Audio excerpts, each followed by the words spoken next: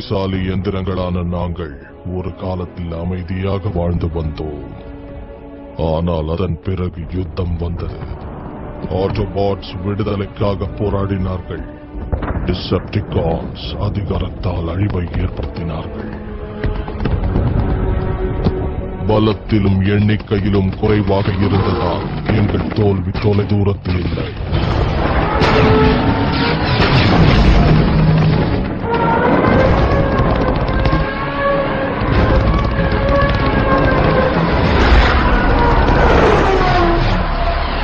ஆனால் யுத்தம் முடிவடையும் தருணத்தில் ஒரு ஆட்டோபாட் விண்வெளி கப்பல் தப்பியது.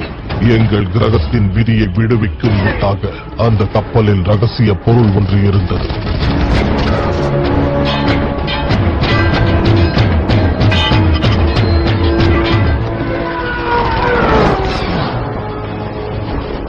நோக்கம் கடினமானது, காக்கும் நம்பிக்கையை தந்து.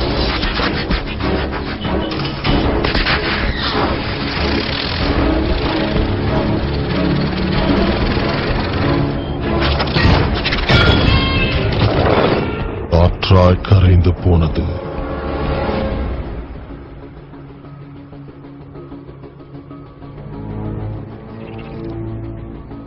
ஒன்னு இங்க, ஒன்னு அங்க, இன்னொன்னு இங்க வச்சிருக்கேன்.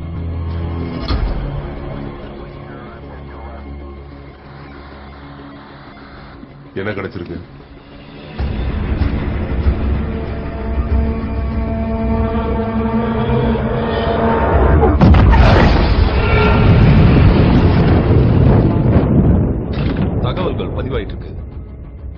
சரியா ராத்திரி 10:50க்கு இந்த சம்பவம் நடந்திருக்கிறதா நமக்கு தகவல் கிடைச்சிருக்கு. என்ன? நான் செக்ரட்டரி ஆஃப் டிஃபென்ஸ் கிட்ட உடனடியா பேசியாகணும்.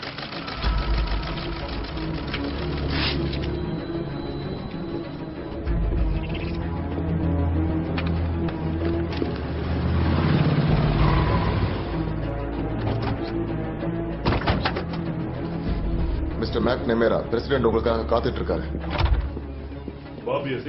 மிஸ்டர் பிரசிடென்ட், ஒரு ரகசியமான விஷயம். நிலவுல UFO கிராஷ் ஆயிருக்கிறதா தகவல் கிடைச்சிருக்கு. இத பத்தின தகவல்கள் ரஷ்யர்களுக்கும் கிடைச்சிருக்கு. அப்படின்னா நாசா கிட்ட சொல்லி நிலவுக்கு போக வேண்டிய ஏற்பாடுகளை உடனடியா பண்ணுங்க. முதல் முறையா மனிதர் விண்வெளிக்கு போக போறோம். ஆனா அதுக்கு 5 வருஷம் தேவைப்படும் நாசா சொன்னாங்களே. ரஷ்யர்களுக்கு முன்னாடி நாம அங்க இருக்கணும். மனித இனம் தன்னுடைய பயணத்துல ஒரு அடி முன்னாடி எடுத்து வைக்க போகுது.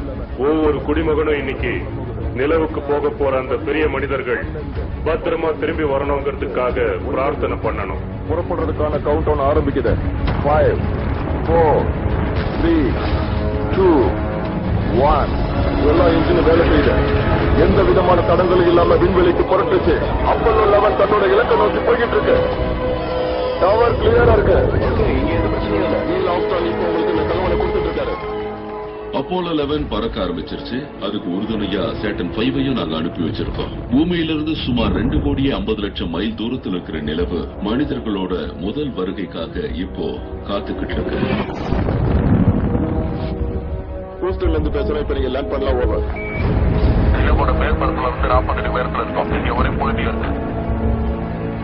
இப்ப நாங்க 28 அடி உயரத்துல இருக்கோம். எதுவுமே கண்டுக்க தெரியல. Step come flight.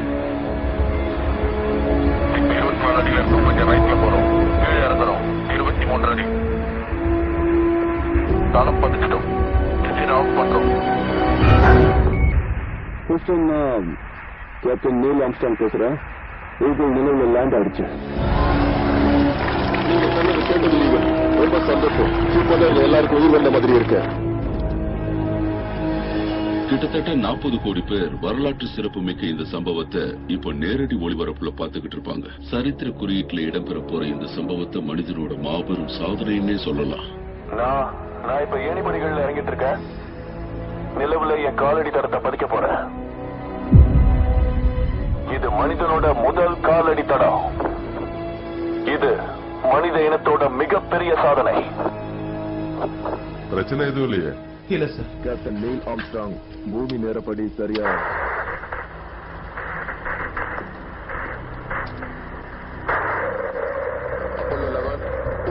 பேசுறோம். ஓவர். அப்போலோ 11 சிக்னல் ஏதோ டிஸ்டர்பன்ஸ் தெரியுது. நான் பேசுறது கேக்குதா? அப்போலோ 11ல இருந்து நமக்கு கிடைச்சுக்கிட்டு இருந்த சிக்னல் திடீர்னு கட் ஆயிருக்குன்னு நமக்கு தகவல் வந்திருக்கு. நிலவோட சுழற்சியினால அப்போலோ 11 இப்போ பூமியோட பார்வையில இருந்து மறைஞ்சிருக்கு.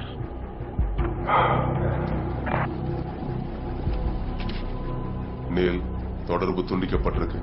இப்போ வேலையை ஆரம்பிக்கலாம். இன்னும் சரியா 21 நிமிஷம் இருக்கு.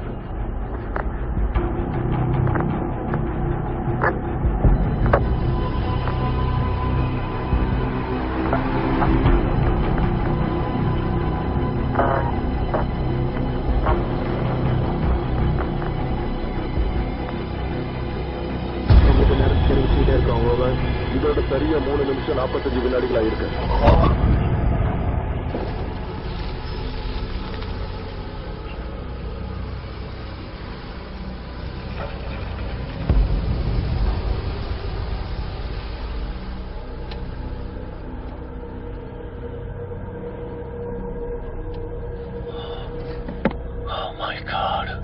ஒரு ராட்சச உருவத்தோட முக மாதிரி இங்க இருக்கு. கடவுளே. Okay, control. நாங்க இப்ப ஷிப்புக்குள்ள இருக்கோம். பயங்கர சேதம் அடைஞ்சிருக்கு. இத சோதனை பண்றதுக்கு ரொம்ப நேரம் ஆகும்.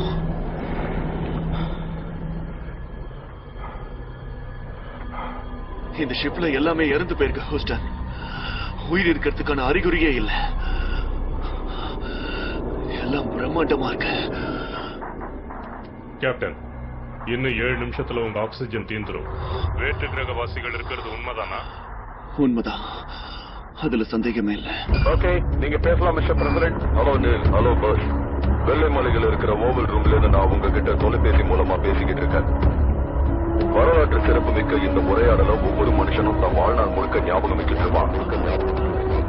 உங்களுடைய இந்த துணிச்சலான செயலை நினைச்சு மனித இனமே இன்னைக்கு ரொம்ப பெருமைப்பட்டு இருக்கு. ஒவ்வொரு அமெரிக்கர்களுடைய வாழ்க்கையிலையும் இந்த நாள் மறக்க முடியாத ஒரு பொன்னாள். உங்களுடைய இந்த சாதனைக்கு ஈடு இணையே கிடையாது. நாங்க பூமிக்கு திரும்பிக்கிட்டு இருக்கோம். பூமியோட சொர்க்கமான நிலவு இன்னைக்கு உங்க மூலமா பூமியோட ஒரு அங்கமா மாறிடுச்சு. உங்களுடைய இந்த சாதனை மனித இனத்தையே பெருமைப்படுத்திடுச்சு. பிரிஞ்சிருந்த மனிதனையும் மனித நேயத்தையும் ஒருங்கிணைச்சிருச்சு. மனிதனுடைய சாதனைக்கு எல்லையே இல்லைன்னு நிரூபிச்சிருக்கு. நம்ம உலகத்தை அமைதியான உலகமா மாத்தணுங்கிறதுக்கான முயற்சியை ரெட்டிப்பாக்கணுங்கிற உத்வேகத்தை இது கொடுத்திருக்கு.